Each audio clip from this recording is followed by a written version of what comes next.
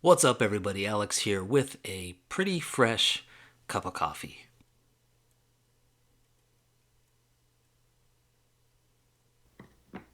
Spring training is here, baseball is back in our lives, although it never really left, especially for us card collectors. It was just in hibernation. But now it's once again time to enjoy the beginning of a full cycle of a new season, and all of that means I get to once again follow it in my favorite way, which is by listening to games on the radio.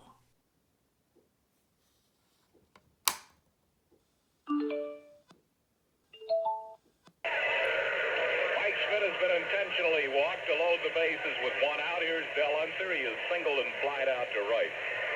Willie Hernandez appearing in his ninth game. All have been a relief. As a kid, I grew up listening to the Phillies on my local radio station. To me, the voices of Harry Kalas, Rich Ashburn, Andy Musser, and Chris Wheeler were synonymous with summer and baseball. Sometimes it was on in the car, sometimes in the kitchen, sometimes outdoors doing yard work or swimming, but it was always on. Sure, we watched the TV broadcasts as well, but it's the radio broadcasts that really bring back most of the fond memories. With Larry Anderson, I'm Scott Fransky with you from Baycare Ballpark in Clearwater, 3-0 Phillies. And Wilson goes after the first. I still listen to the radio as a baseball fan all these years later. In fact, it's my preferred way to follow the game. In particular, I guess because I really love the camaraderie and rapport of the two main Phillies radio broadcasters, Scott Fransky and former Philly Larry Anderson.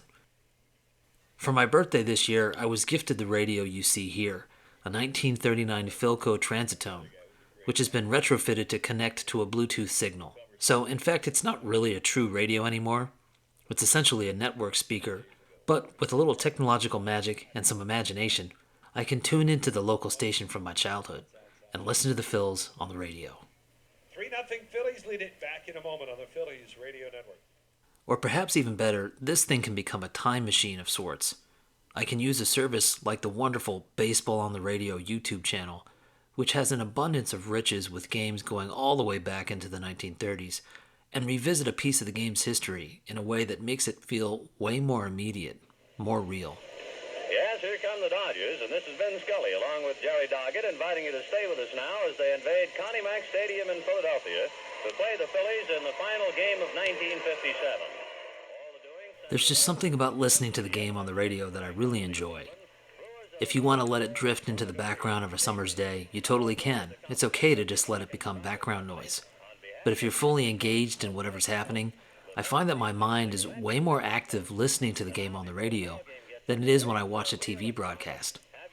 I'm imagining the picture that the broadcasters are painting, I'm following the play, and I'm really filling in the gaps as the situation progresses.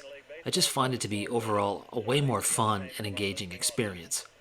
Of course, I still watch the TV broadcasts, but nothing really beats listening to the game on the radio. If you haven't done it in a while, maybe take the radio out on the porch. Heck, it doesn't need to be a radio, you can just grab your laptop, or sit in your card room and sort through some cards, pour yourself a coffee, or maybe an adult beverage would be better, and just enjoy the sounds. The announcement being made and our crowd standing now for our national anthem.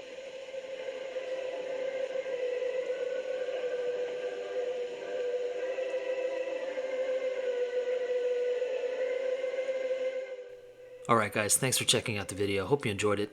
Take care, and I'll talk to y'all soon.